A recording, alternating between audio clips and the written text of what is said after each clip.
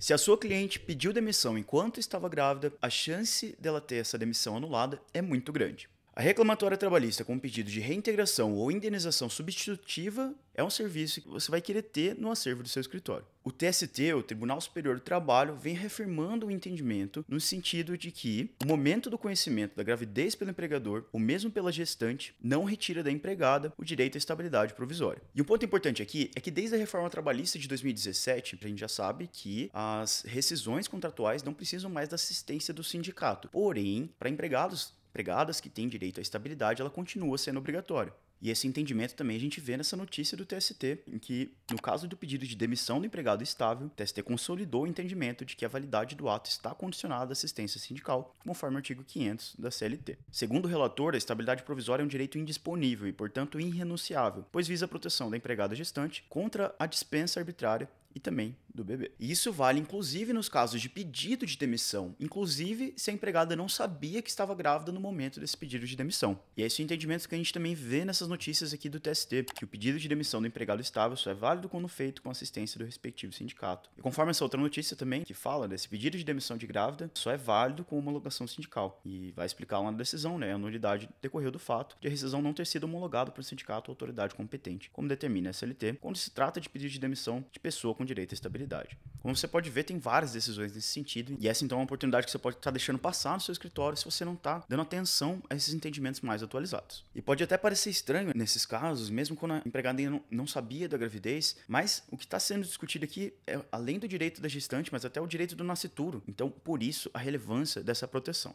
E para você ver um caso assim na prática, nesse vídeo você vai encontrar hoje, então, um caso de sucesso de uma empregada gestante que fez o pedido de demissão e conseguiu reverter, conseguiu essa anulação, conseguiu esse sucesso na reclamatória trabalhista. Você vai ver aqui como ficou a sentença desse caso e como você pode usar o cálculo jurídico para te ajudar nos cálculos a liquidar essa sentença. Bom, então é esse o serviço jurídico que a gente está falando. A reclamação trabalhista com um pedido de reintegração ou da indenização substitutiva pela estabilidade da empregada. E o cliente para esse tipo de ação são mulheres que foram dispensadas ou mesmo as que pediram demissão enquanto estavam grávidas. E isso vale, mesmo que a empregada ainda não soubesse que ela estava grávida no momento e mesmo que o empregador não tivesse ciência disso também. Então, se nesse processo não houve o acompanhamento do sindicato, essa demissão pode ser anulada judicialmente. E a empregada, então, pode requerer todos os salários desde o momento da demissão até o 5º mês após o parto. Tudo isso a título de indenização. E agora, para ver esse entendimento na prática, a gente vai ver dois casos práticos, dois casos reais em que esse entendimento foi aplicado e a gente vai ver nos detalhes aqui como analisar esse tipo de situação.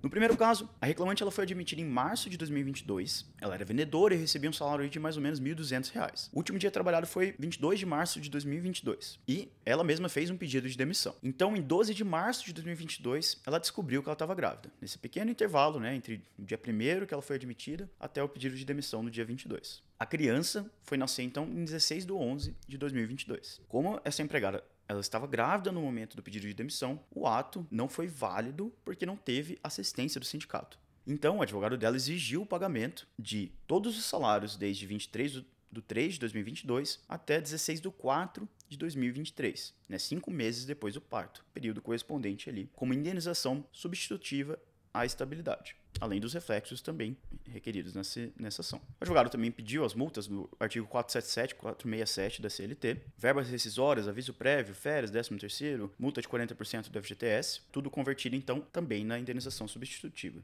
Lá na sentença, então, o juiz julgou procedente o pedido de demissão, concedeu todos os reflexos pedidos, aviso prévio, férias mais 1/3, 13º, FGTS, multa de 40% sobre o FGTS, também a multa do artigo 477 por atraso no pagamento das verbas. Ele julgou improcedente os pedidos de saldo de salário e a multa do artigo 467. Foi concedida justiça gratuita, honorário de sucumbência de 5%, juros e correção, de acordo com as decisões do STF, das ADC 58 e 59. Não houve contribuições previdenciárias e fiscais, porque foi tudo indenizatório.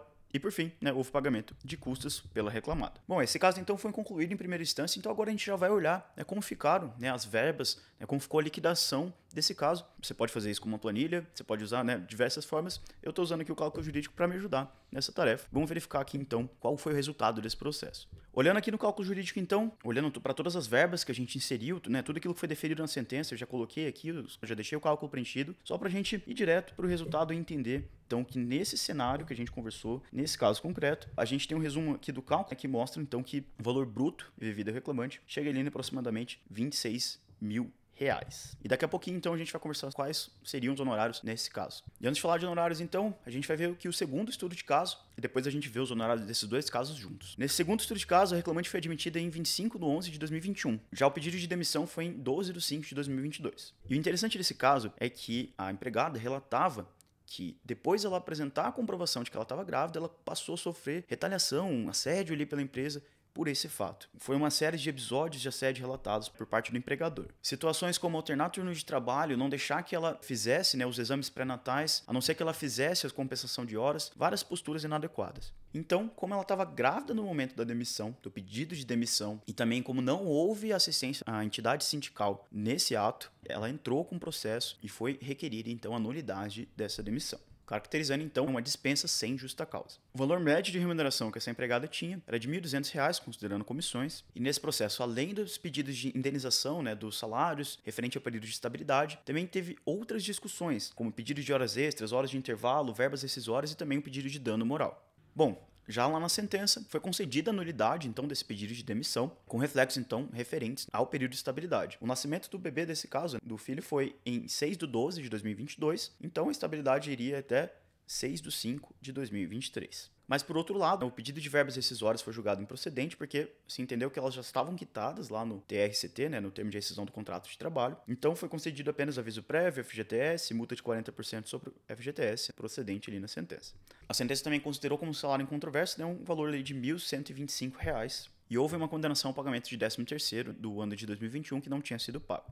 No caso, os pedidos de horas de intervalo, horas extras e o assédio moral também acabaram sendo julgados improcedentes. A reclamada chegou a recorrer, mas no TRT, no acórdão, foi mantida a sentença, né, foi mantida a nulidade desse pedido de demissão, em razão da ausência do acompanhamento sindical. E nesse caso concreto, né, já em fase de liquidação, teve uma divergência ali dos cálculos. O reclamante apresentou um cálculo de 27.000, a reclamada impugnou com uma diferença ali de aproximadamente R$9.000 e ficou estabelecido ali pelo juízo, foi anexado um cálculo, né, pela contadoria judicial, chegando no valor de aproximadamente R$23.000. E atualmente o reclamante já está levantando os valores desse processo. Bom, para a gente liquidar um caso como esse também, eu usei o auxílio aqui do cálculo jurídico e consegui chegar, né, reconstruindo o caso, os mesmos valores ali do cálculo da contadoria. Olha que interessante. Olhando então todas as verbas devidas, né, preenchendo certinho, conforme os dados reais desse caso concreto que a gente pesquisou, jogando aqui no cálculo jurídico todas essas verbas devidas e deferidas na sentença, a gente olha aqui e consegue chegar num resultado idêntico ao que foi reconhecido ali pela contadoria da vara. Bom, mas talvez você esteja se perguntando, né, quais são os fundamentos essenciais que precisam estar na minha petição para poder entrar com esse tipo de ação, para poder defender esse direito, né, das minhas clientes. Eu vou passar para você aqui então os principais fundamentos que você precisa levar no seu processo. O primeiro deles, como a gente já comentou, né, durante estudos de caso, é o artigo 500 da CLT, que ele vai falar que o pedido de demissão do empregado estável só será válido quando feito com assistência do respectivo sindicato. Então, esse artigo continua valendo, né, esse entendimento continua valendo, mesmo depois da reforma trabalhista. Outro artigo que é essencial ter ali no seu processo, na sua fundamentação, é o artigo 10 do ADCT, né, lá da Constituição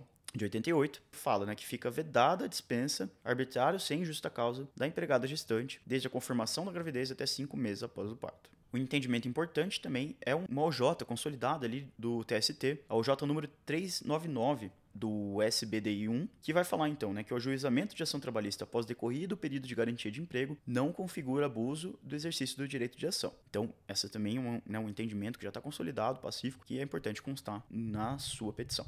E para te ajudar também, vou mostrar aqui algumas decisões recentes para você fundamentar e trazer uma jurisprudência atualizada na sua petição. Como nesse exemplo do recurso de revista, em que a gente tem esse destaque, né? Vai falar assim, né? O reconhecimento jurídico da demissão da empregada gestante só se completa com assistência do sindicato, reafirmando aquilo que a gente já conversou bastante nos estudos de caso. E numa segunda decisão, também recente, reafirmando esse entendimento, falando que, no caso presente, ainda que a empregada não detivesse conhecimento de seu estado gravídico, a época em que solicitou a sua demissão, permanece a necessidade de assistência assistência sindical, ou seja, confirmando o que a gente falou lá no início, que mesmo que a empregada não soubesse da gravidez na hora que ela pediu a demissão, é possível fazer esse pedido de reintegração ou da indenização substitutiva se não houve assistência sindical nessa rescisão de contrato. Vamos falar agora então sobre os honorários desse tipo de ação. A gente pode ter tanto honorários sucumbenciais quanto honorários contratuais. Os honorários sucumbenciais, como a gente viu nos dois exemplos de estudo de caso, podem variar de 5% a 15% do valor da condenação. E em relação aos honorários contratuais, a prática que a gente vê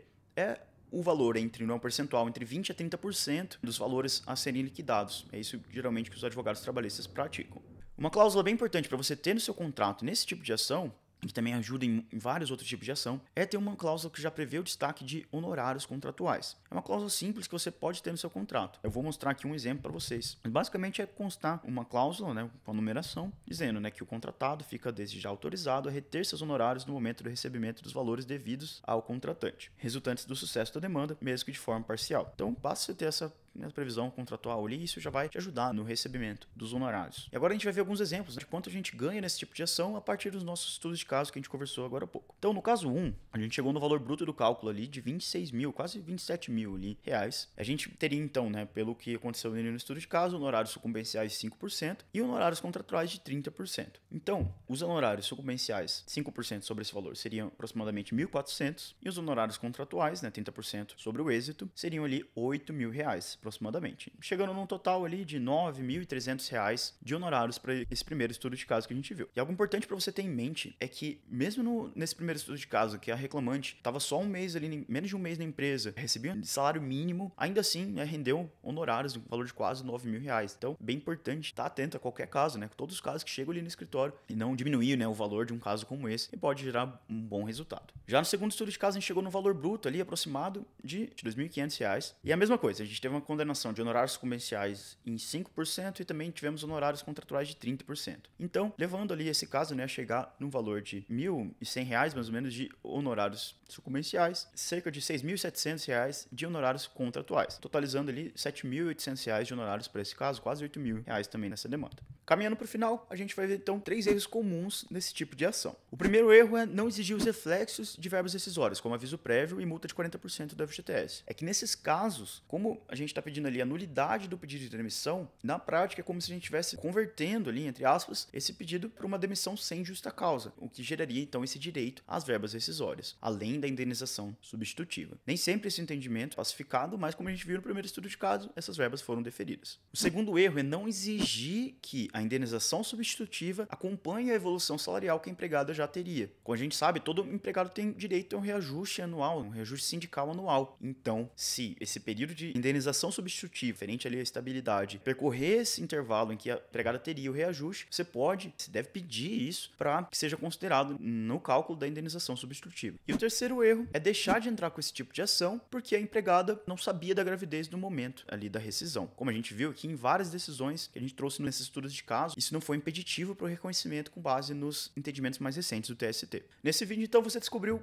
como atuar em ações em reclamatórios trabalhistas nos casos que há pedido de demissão pela empregada gestante. Você viu os principais pedidos, fundamentos, os possíveis erros nesse tipo de ação e como evitar eles. Então, a partir de agora, você vai sair feliz da vida, incluindo essas ações dentro do seu escritório. Se você gostou desse vídeo, deixa aqui seu like no canal, conta pra gente outras ações, outras oportunidades jurídicas que você quer que a gente comente e traga, estude por aqui para ajudar no crescimento da sua advocacia. Um grande abraço e até o próximo vídeo.